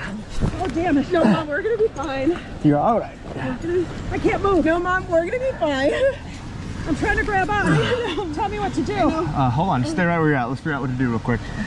Grab her hand somehow. Okay, can you maybe grab her other foot and I can grab her hand? No, you can't. Mom, it's gonna be okay. Let me go. No. Mom, You're not going anywhere. We got you, okay? Here, grab my hand with this hand. Mom, grab his hand. You got it, okay? Okay. Can you grab this foot and I'm gonna pull her whole arm? I grab your foot? No, her foot. Wait, Because I'm gonna which grab foot? her. Hold on. This foot that I have. You gotta hold on both. Try to hold on both feet. I can't. I only have one arm. Okay. Oh, sorry. I feel like. Oh, Mom. Oh, crap. I'm pulling you up. I'm sorry. I'm pulling you up. Mom, let him Here. help. Let your feet go down. Let your feet go down. I am. Give me your other arm. Okay. Thank you. No, use your feet. Get back up here. You got this. Okay, let me. No, I'm not letting you go. No, I got your other hand. Can you push your feet up? That's what I'm trying. I'm gonna try to get under your armpit here. Ready? Okay. I'm gonna give you a big hoist here. 1, 2, 3. Thank you. Oh my God. Okay. You all right? I'm fine. Thank you. Oh my God, thank you. Okay. Let's move over there to stabilize. You're good Where here. did it go? I will figure it out. Where did it go? Thank you. Oh my God. I can't lose all this. It's gonna be fine. Are you all right? Yeah, I'm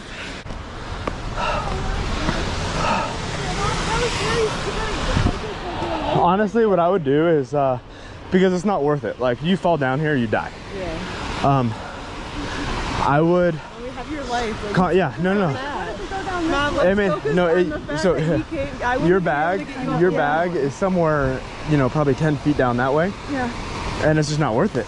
And if it, I would say, talk to like a forest ranger and tell them what happened and figure out where we are right now, because I don't think it's worth a couple $100 phone.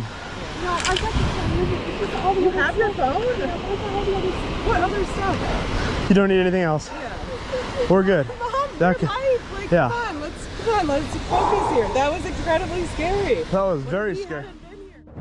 A woman was hanging off the edge of a cliff, clinging on only by her daughter's arm.